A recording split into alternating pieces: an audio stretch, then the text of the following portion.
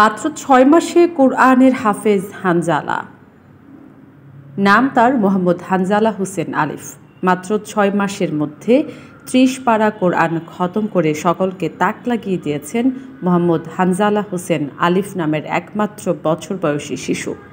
সে খাগড়াছড়ির মানিকছড়ি উপজেলাধীন ৩ টহরি বাজার এলাকার মোহাম্মদ ইসমাইল হোসেনের দ্বিতীয় ছেলের জ্যেষ্ঠ সন্তান। বর্তমানে সে পড়াশোনা করছেন মানিকছড়ি উপজেলার সদরের মহামনিস্থ দারুন নাজাত হিফজুল কোরআন বালক বালিকা একাডেমিতে। মাদ্রাসা ও তার পরিবার সূত্রে জানা গেছে, গেল বছরের মে মাসে দারুন নাজাত হিফজুল কোরআন বালক বালিকা একাডেমিতে হেফজ বিভাগে ভর্তি হন সে। ভর্তির ৬ মাসের মধ্যে অর্থাৎ নভেম্বর মাসে হেফজ বিভাগে মনোযোগ সহকারে পড়াশোনা করে ও শিক্ষকদের আদর যত্নে পবিত্র আল কোরআনের ৩০ পারা মুখস্থ করেন। ৫ অক্টোবর শুক্রবার রাতে অত্র প্রতিষ্ঠানে পার্বত্য চট্টগ্রামে সাম্প্রদায়িক সম্প্রীতি শীর্ষক বিশেষ দোয়া মাহফিলে তাকে সংবর্ধনা দেওয়া হয়। এ সময়ে আগত ধর্মপ্রাণ মুসল্লিদের সামনে কোরআনের আলোকে জ্বালাময়ী বক্তব্য পেশ করলে সকলে অবাক হয়ে যান। তার বয়ান শুনে সকল শরীর শিউরে ওঠে। এ সময় তাকে সকলে আদর স্নেহ ও প্রশংসায় ভাসিয়েছেন। মাত্র ৯ বছর বয়সে ও ৬ মাসের মধ্যে কোরআন খতম করার মতো কঠিন কাজ তার আয়ত্ত করায় সকলের কাছে প্রশংসিত হয়েছেন হাফিজ মোহাম্মদ হানজালা হোসেন আলিফ ও তার প্রতিষ্ঠান, সেই সাথে তার পিতামাতা।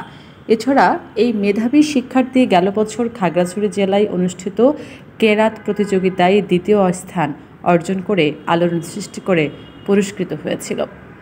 সকলের কাছে দোয়া চেয়ে তার পিতা মোহাম্মদ ইসমাইল হোসেন বলেন, আল্লাহ যেন আমার পুত্রকে একজন প্রখ্যাত আলেম ও দিনদার হিসেবে কবুল করেন, সেজন্য সকলে দোয়া করবেন।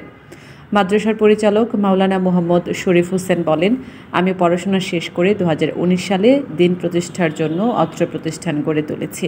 শুরুতে নানা প্রতিকূলতা থাকলেও বর্তমানে উপজেলায় বেশ সুনামের সাথে মাদ্রাসা পরিচালনা করছি। অত্র প্রতিষ্ঠানে নুরানি ও হেফজ বিভাগ মিলিয়ে প্রায় ২০৭ জন শিক্ষার্থী রয়েছে। তাদের মধ্যে হাফিজ মোহাম্মদ হানজালা হোসেন আলিফ ব্যতিক্রম। তার অক্লান্ত পরিশ্রম, মেধা ও শিক্ষকদের যত্নের ফলে মাত্র ৬ মাসের মধ্যে পবিত্র ধর্মগ্রন্থ আল কোরআনের ৩০ পারা শেষ করতে পেরেছে। সে যেন তার মেধা ও শ্রম দিয়ে আরও বহুদূর যেতে পারেন এবং দ্বীনের খেদমত করতে পারেন, সেজন্য দোয়া করেন প্রতিষ্ঠানের পরিচালক।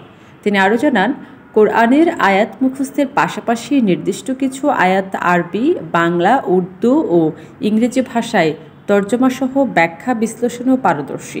এছাড়া তার সুমধুর কণ্ঠস্বরের কারণে নামকরা বক্তা হবেন বলেও আশাবাদ ব্যক্ত করেন।